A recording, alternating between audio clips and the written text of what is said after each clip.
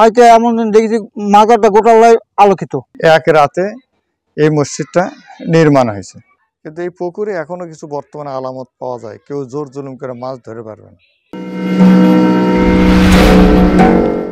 নির্জন এক জায়গায় এক রাতে হঠাৎ গড়ে উঠেছিল মসজিদ। মাঝে মাঝেই মধ্যরাতে দেখা যায় পুরো মসজিদ আলোকিত, ভিতর থেকে আসছে মিলাদের শব্দ, কিন্তু মানুষ নেই। এমনই অলৌকিক এক ঘটনা লোকমুখে প্রচলন আছে বগুড়ার কাহালু উপজেলার কালাই রাজবাটি শাহ সুফি দেওয়ান বাবার মাজার সংলগ্ন মসজিদকে ঘিরে। স্থানীয়রা জানান, অনেক আগে থেকেই লোকমুখে এমনটি শুনে আসছেন তারা। তবে লোক ধারণ ক্ষমতা কম হওয়ায় 90-এর দশকে ওই মসজিদ আবার পুনর্নির্মাণ করে বড় করা হয়। এক রাতে এই মসজিদটা নির্মাণ হয়েছে। পূর্বপুরুষদের থেকে জানা যাচ্ছিল আগে এই মসজিদে রাতে প্রত্যেক রাতেই মিলাদ হতো। মানে রাতের অন্ধকার মানুষ আসলে দেখা যাচ্ছে মসজিদের ভিতরে মানুষ কথা বলতেছে, তাদেরকে যখন মানুষ আসে তখন আর দেখা যাচ্ছে না।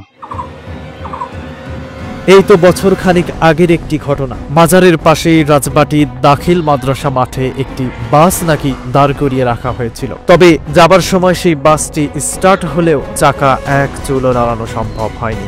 মাজার জিয়ারত করে আসার পরেই সেটি সম্ভব হয়। মাদ্রাসার মাঠে এই যে সরজমিন দেখতেছেন, এখানে একটা বাস লেসার রাখিছিল। তারপর এই বাস আর তুলতে পারে না, তো পতো যায়নি, তুলতেও পারে না। তখন এই মাজারে যে জিয়ারত করার পরে এই বাসটা এমনিতে অনাসে উঠে চলে গেছে। ওরা ইয়াও নিয়ে আসছে এই যে তোলার জন্য এই ক্রাইম মেশিন যেটা টানা তুলবে, সে মেশিন দেওয়া হয়, চেন ছিঁড়া যায়, কিন্তু বাস ওর থেকে সরে না।